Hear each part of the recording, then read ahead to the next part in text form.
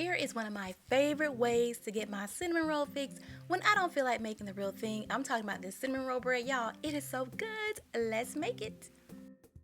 Okay, we're going to start by adding our flour into a large bowl. We're going to throw in some baking powder, a little bit of salt, and we're going to add in some sugar. We're going to go ahead and just whisk this all around. This is a quick bread recipe, and I love a quick bread, honey. I love it.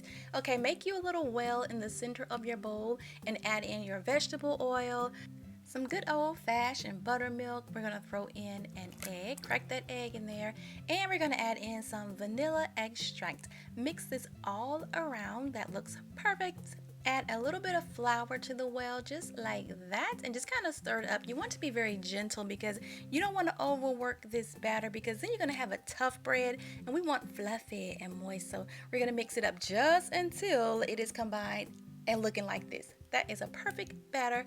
Okay, so next we're gonna do our cinnamon sugar. So I'm gonna add some sugar to a bowl, throw in some cinnamon, and now mix it on up, and we're pretty much done. We're not gonna add any butter to this, any flour, just cinnamon and some good old brown sugar. Okay, so now we're gonna add a third of the batter into the prepared pan. Go ahead and spread it out into a nice even layer, and then sprinkle on a third of that sugar cinnamon mixture, and then we're going to repeat. We're gonna add another layer of that batter, just like that. Spread it out. Do the best you can. This is always kind of messy. It never really comes out, really pretty when I'm doing the spreading part. Just do the best you can. It's going to come out good for you.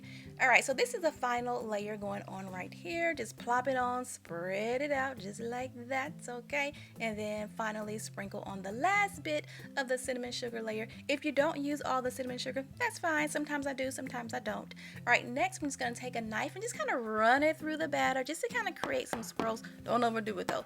Bang it on the counter to get it nice and level. Bake it at 350 for about 45 to 50 minutes. When it comes out, here it is. Here she goes. So cute. Let her cool off a little bit, and then get you a little knife and kind of run it along the edges. That way it'll plop out so easily, just like that. Oh, look at our bread. She's pretty.